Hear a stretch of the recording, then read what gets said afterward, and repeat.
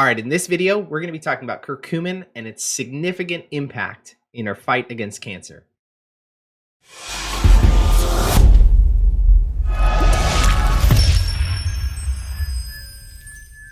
Before we get into it, I am not a doctor. Anything I say should not be taken as direct medical advice. Now let's dive in. So we're going to start with the science of curcumin, kind of what it is and what it does.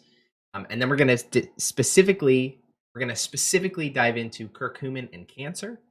And then finally, we're going to talk about how to incorporate curcumin into your diet through either food sources or supplements. But let's start with the first one, the science of curcumin. All right, so curcumin is the active ingredient found in a root called turmeric. You may have heard turmeric. It is a root used in foods and medicine for centuries, often in India and East Asia. Turmeric has been a normal part of food for many hundreds, if not thousands of years. Curcumin also interferes with the pathways for inflammation on a molecular level. So where inflammation gets signaled for your body to become inflamed, for different cells to swell, um, curcumin helps interfere with that pathway of communication to stop the inflammation before it happens or reduce it after it's occurred. So a lot of people with joint pain will often include curcumin or turmeric into their regimen to help reduce inflammation. It is highly antioxidant, and that works to neutralize the free radicals that are kind of swimming around in our body and prevent cell damage from ever occurring. So again, that cell damage is often what starts a cancer journey, is a cell being damaged, mutating, and then continuing to proliferate. So another interesting thing about curcumin is it is also better absorbed within our body when combined with black pepper. So we'll get to this a little bit on the supplement side, but just keep that in mind that you want to find something that is combined with black pepper as you take it or in your food. Make sure you're combining those things because your body actually absorbs it better when that's included.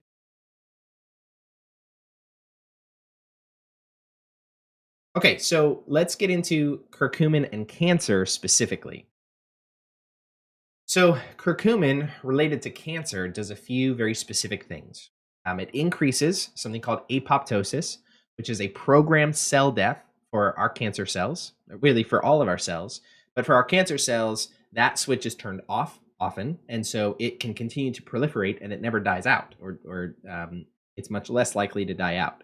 And so that's what makes cancer a more significant issue because that proliferation of cells without death of cells means it can grow really rapidly. And so increasing the rate of apoptosis is a significant help in reducing our cancer load. It also reduces something called angiogenesis. We have a video that we've done on angiogenesis and things that are anti angiogenesis. This is one of them. And angiogenesis is the development of blood vessels.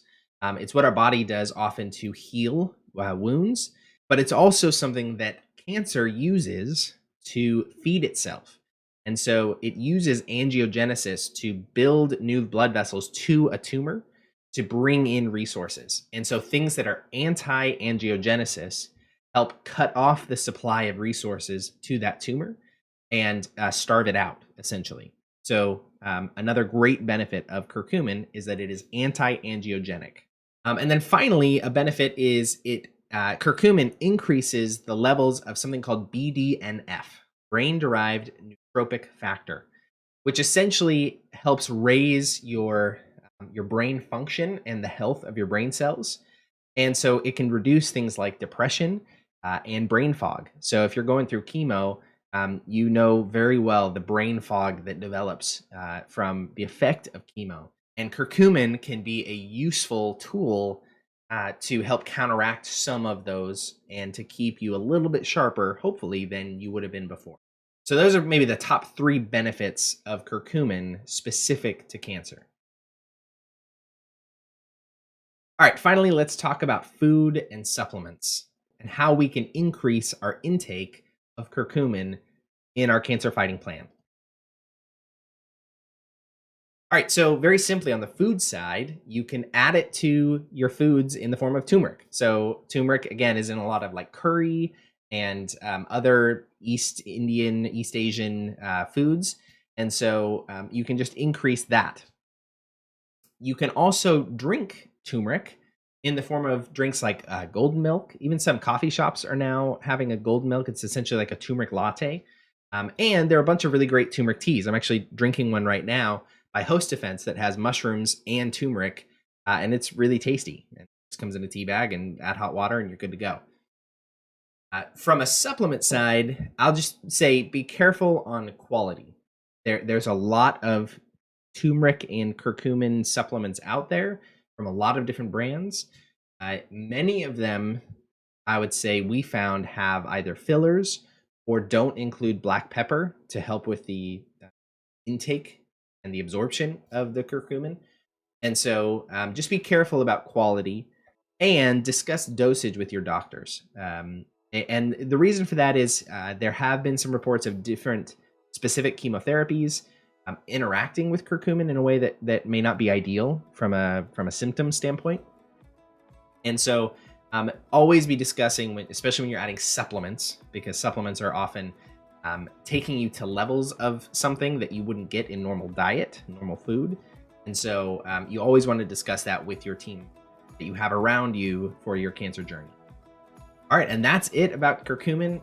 We include it in every cancer box that we send out because we see the value of it as a foundational supplement and food source in our fight against cancer. If you have any questions, go ahead and leave them below in the comments. Otherwise, we will talk to you soon.